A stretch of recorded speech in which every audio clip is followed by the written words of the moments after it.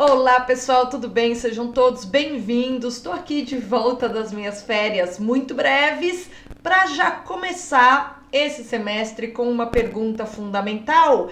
Será que é correto a gente esperar que a humanidade progrida? É possível a gente falar em progresso da sociedade, em avanço da sociedade como um todo? A minha resposta é sim e não, depende do ponto de vista. E é sobre esses dois pontos de vista que a gente vai conversar hoje.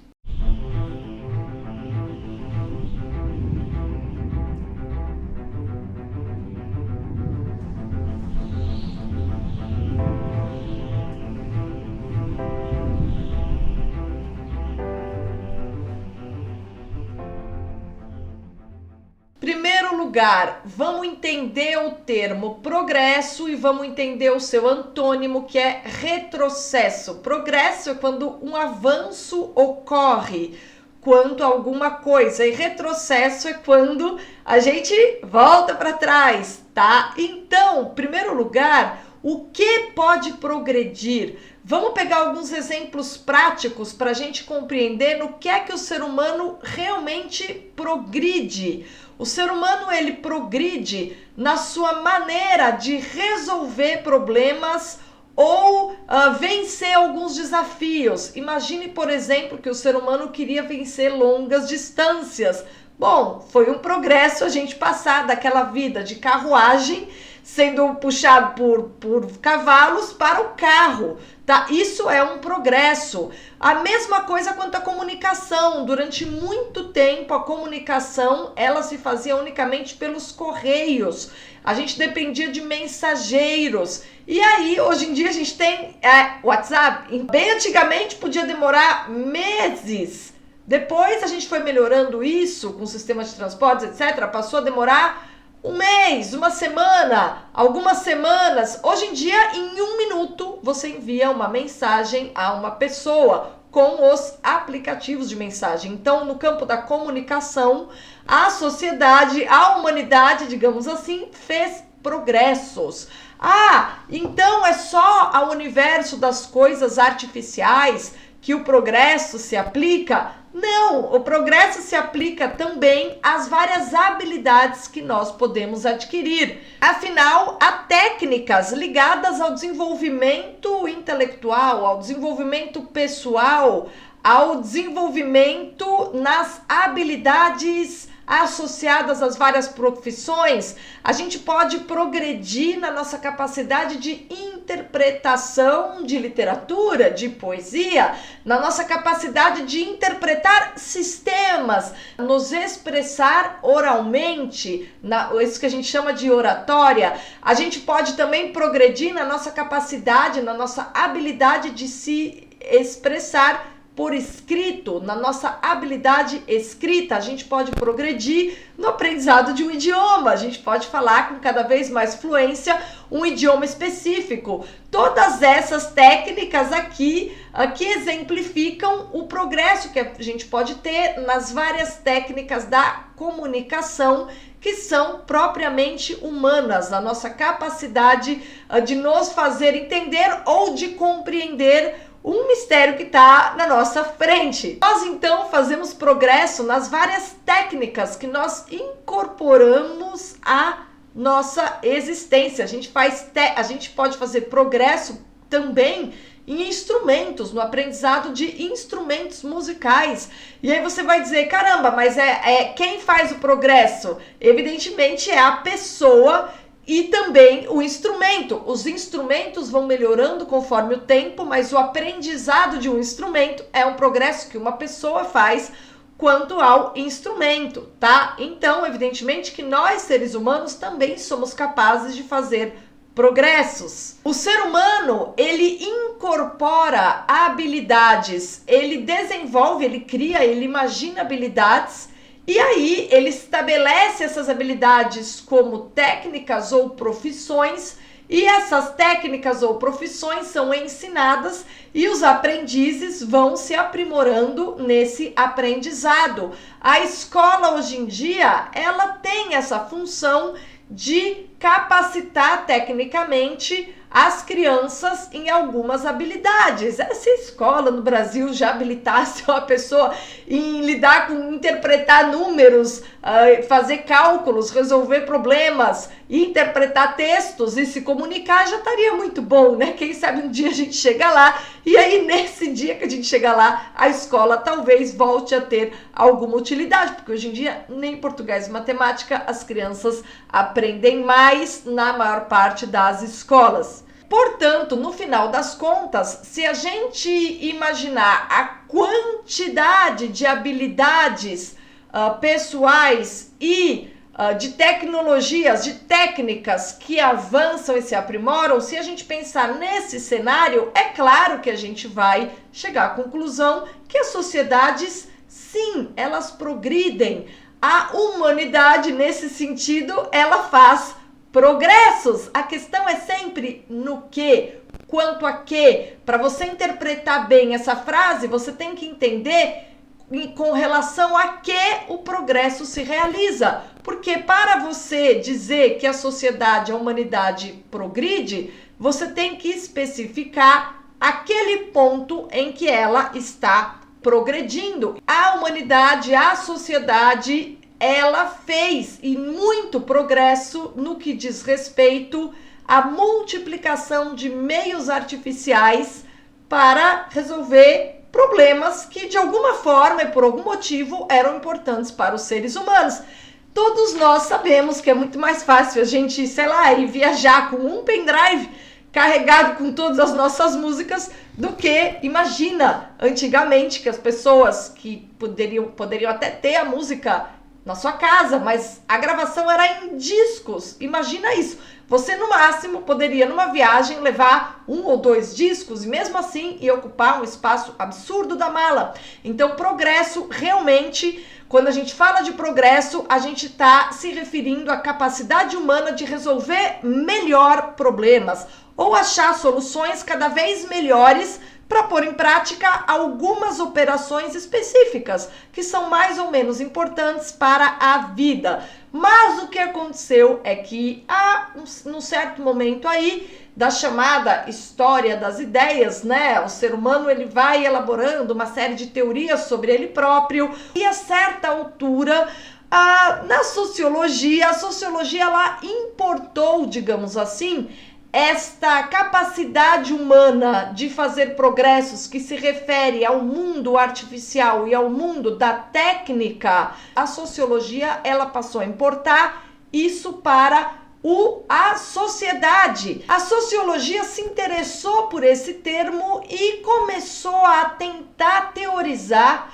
maneiras pelas quais a sociedade como um todo, ou seja, o viver em conjunto, poderia progredir, poderia se tornar melhor, menos suscetível a falhas. Vários sociólogos começam a elaborar uma série de teorias explicando por quais meios a sociedade humana poderia avançar no sentido de se tornar melhor, e isso pega, isso cola, isso entra no nosso vocabulário. Por isso é preciso que a gente se pergunte, bom, nós já sabemos que sim, a humanidade faz progressos no que diz respeito à capacidade de melhorar os seus meios materiais de resolver problemas ou a sua capacidade de, por meio de artifícios, vencer desafios, mas a sociedade mesmo, a vida em comum, isso que a gente chama de viver junto com os outros, isso tem como isso avançar da mesma maneira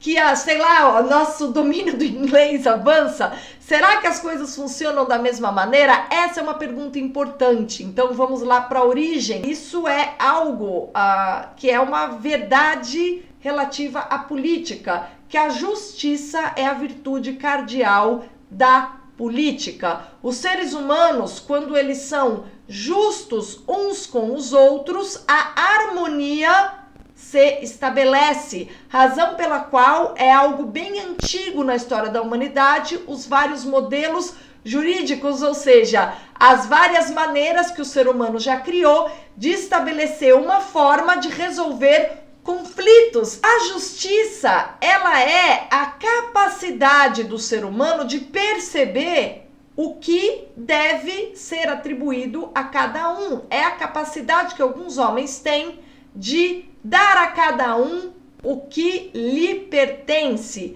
aquilo que lhe é de direito.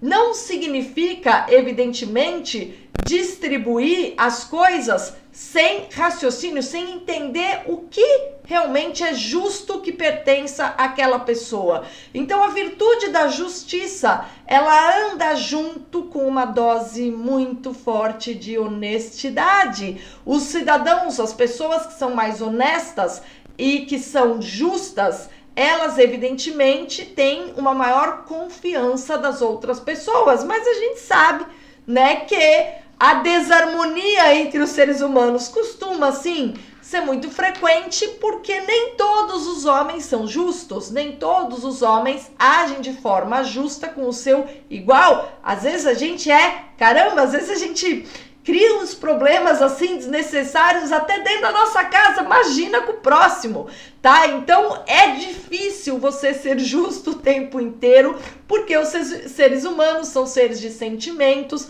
são seres de paixões, e muitas vezes os seres humanos erram, fazem besteiras, mas eles não querem pagar pelos seus erros, ou, por outro lado, eles não conseguem enxergar que eles estão errados e eles têm certeza absoluta que o problema é com o outro, e aí fica essa desarmonia social pesada que justamente a gente entende como uma sociedade problemática, uma sociedade em que não estamos todos felizes uns com os outros, e não estamos todos felizes especialmente com relação àqueles que nos governam, aqueles que tornam a vida social organizada segundo um sistema que deveria, enfim, ser aprovado por todo mundo, né? Porque se as pessoas estão infelizes ou se sentem injustiçadas com uma legislação específica, ou com um sistema de cobrança de impostos, ou com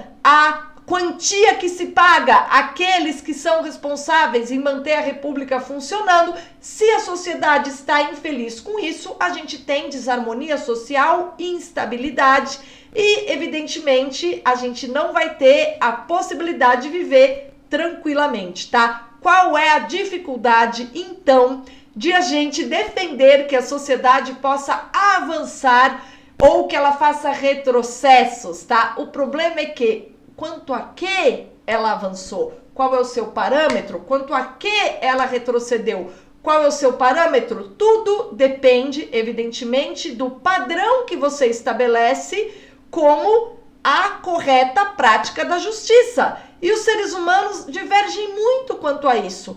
Alguns entendem que a única maneira de a gente ter uma sociedade justa é quando todo mundo tiver o mesmo salário. Mas aí algumas outras pessoas pensam, tá, será que é justo que eu tenha o mesmo salário do que alguma pessoa que não tem as mesmas habilidades que eu? Por exemplo, essa pessoa, ela pode até trabalhar a mesma quantidade de horas do que eu, mas o resultado do trabalho dela resolve um problema. O resultado do meu trabalho resolve o problema de milhares de pessoas. Será que por eu ser hábil em fazer algo útil e bom para um número mais elevado de pessoas, eu não devesse ser mais remunerado, porque o impacto que eu tenho na vida dos outros é mais elevado? Essas reflexões as pessoas fazem, sem contar as mais rasteiras, do tipo, aquele cara finge que trabalha, faz corpo mole o tempo todo, pode até ter o mesmo cargo do que eu, mas não é justo que ele receba o mesmo que eu, porque ele não é tão bom, tão eficaz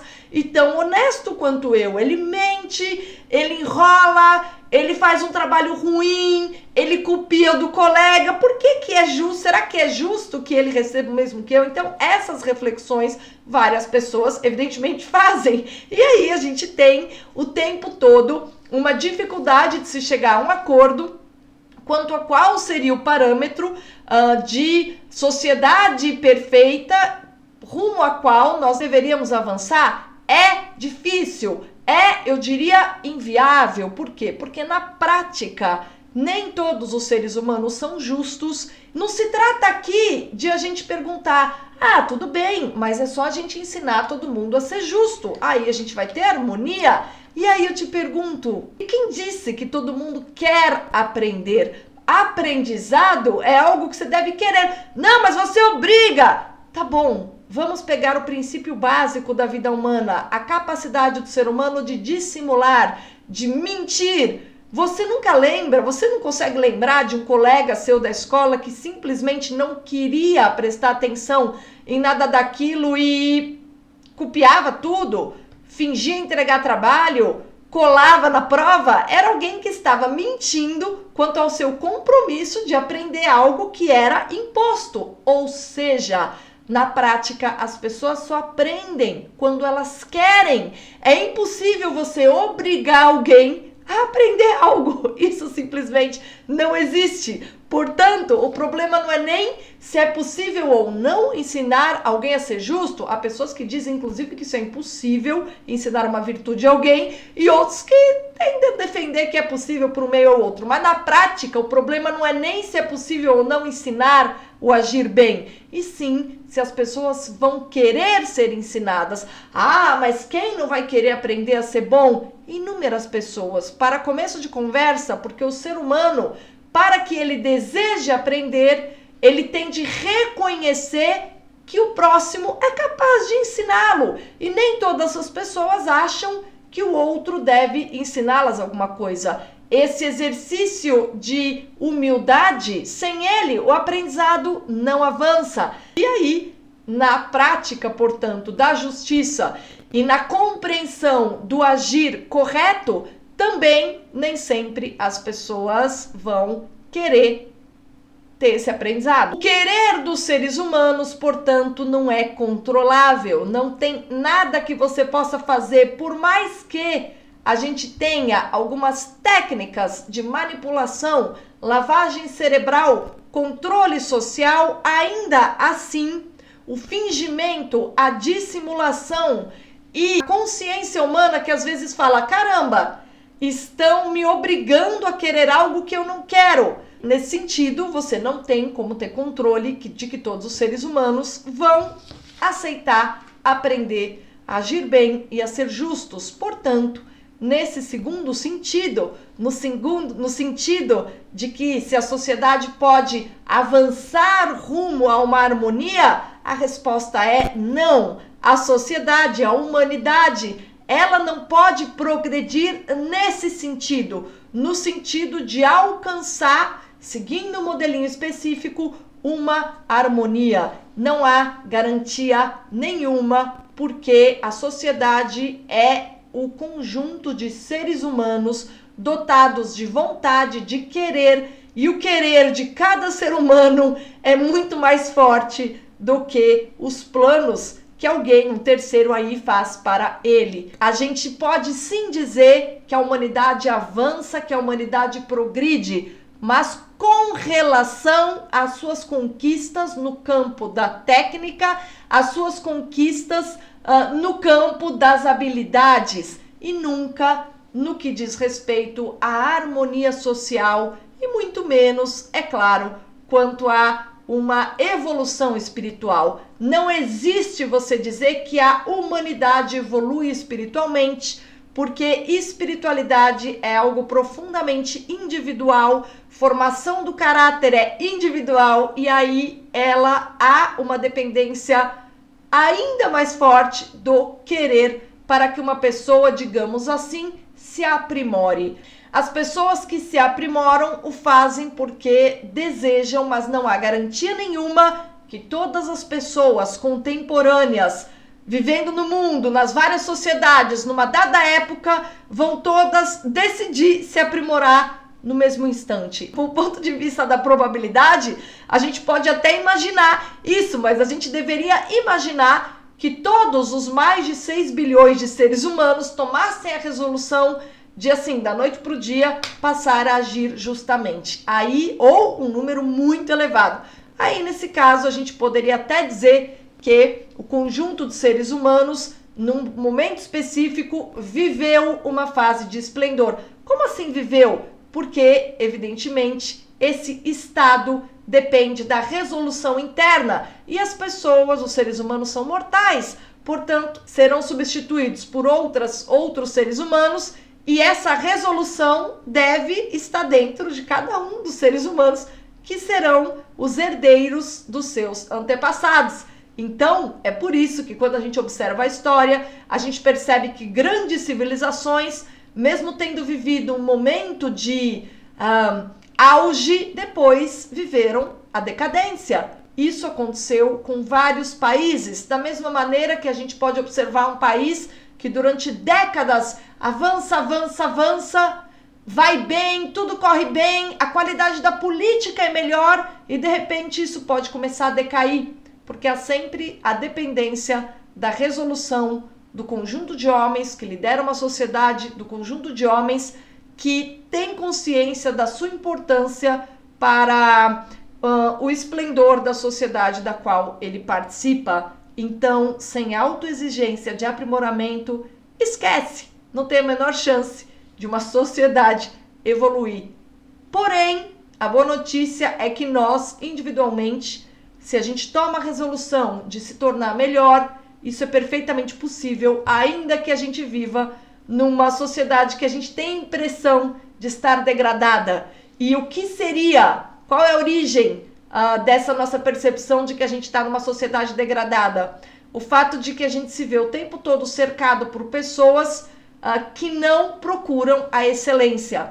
Quando o número de pessoas que não buscam excelência, que recusam a excelência, que não querem se aprimorar é muito grande, aí a gente está, digamos assim, vivendo um momento de grande decadência moral. Por incrível que pareça, as pessoas solitariamente podem alcançar o auge da excelência independentemente de todos aqueles que a cercam. Veja só, se a sociedade não pode progredir como um todo, a boa notícia é que nós podemos nos aprimorar do ponto de vista moral ou intelectual, independentemente do caos ao nosso redor.